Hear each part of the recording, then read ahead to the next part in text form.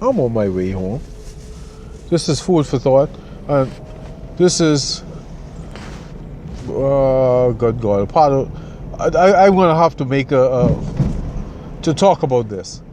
This was supposed to be a part about the Empress Club, but I have to. And gentlemen, I hope this don't apply to none of you. I'm going home. Now, when I get where I am, because there's so much people, I don't drive fast. I drive very slow.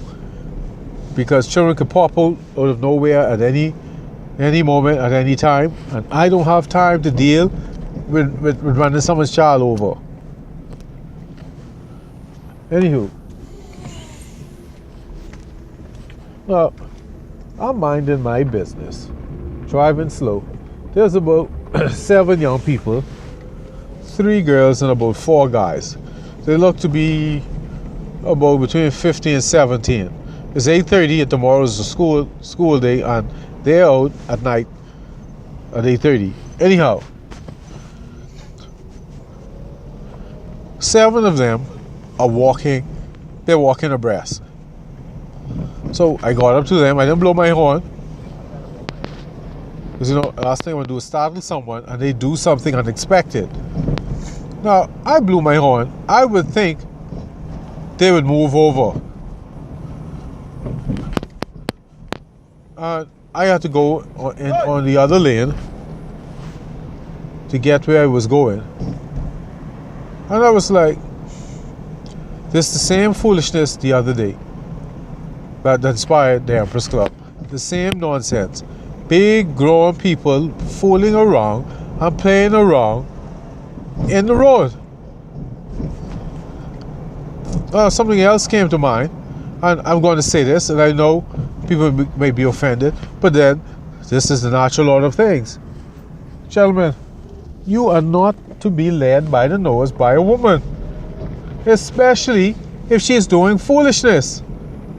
Because the ringleader was a girl, she was in the front of them, and she was in the middle of my car.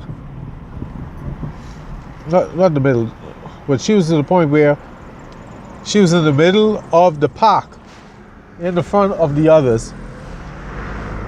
So if I rolled up on her, she would be in the path of my driver's wheel. Let me put it like that. So I'm behind them. I'm waiting for them to move because I figured they would move. They wouldn't move. So she looked behind me, or behind her, and said with a scowl, "Go around." So I said, you know what, these little children, I go around. Because remember I talk about the right thing and the wise thing. I would go around. Now, my issue was not just that got on my nerves. The young man that still stayed in the road. Now, I don't know how old they are to the girls, but they're a whole lot taller. So I assume they must be the same age. Anywho,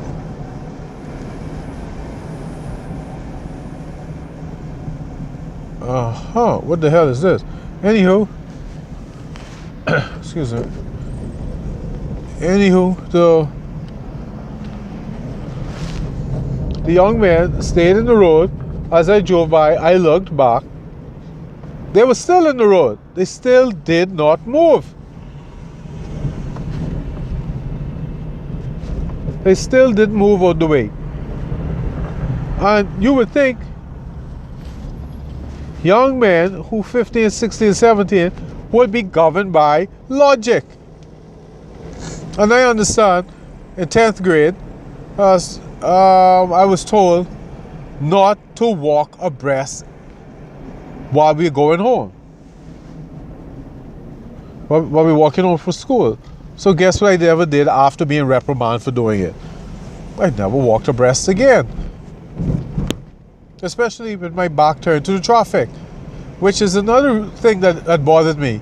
If you're going to walk abreast, do it with oncoming traffic in your face.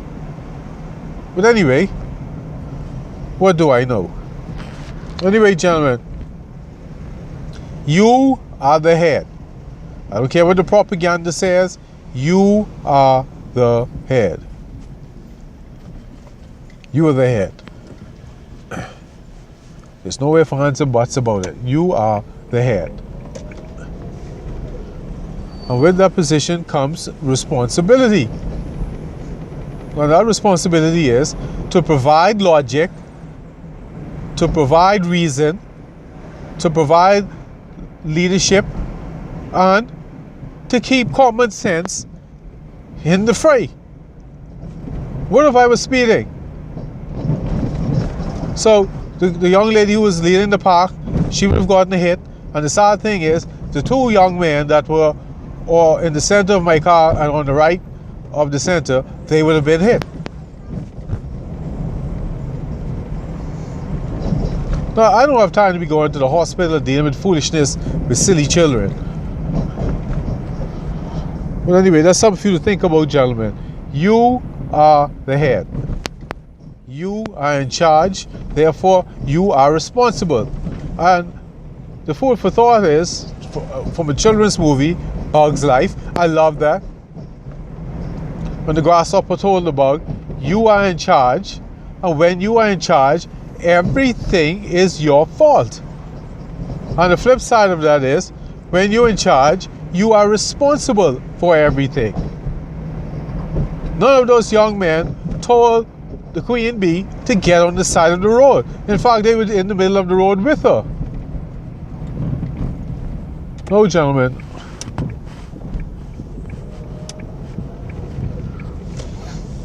That is unacceptable. That is despicable.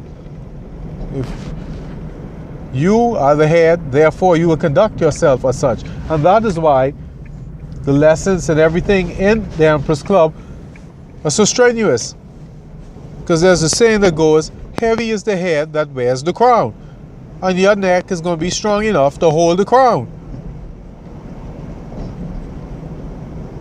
Those gentlemen were supposed to tell her and the other girls, walk on the side, or we're going to walk abreast, walk on the other side, so we can see the cars as they come. Well, anyway, gentlemen, that's just some food for thought. You are the head. You are the head, and everything is your fault, and everything is your responsibility. You cannot give up your responsibility. You cannot avoid taking responsibility for the failings of you not doing your job. Anyway, gentlemen, food for thought. I can leave you with this. The Chinese have a saying that goes as thus: the biggest tree catches the most wind. All right, gentlemen. Goodbye, and thank you for your time.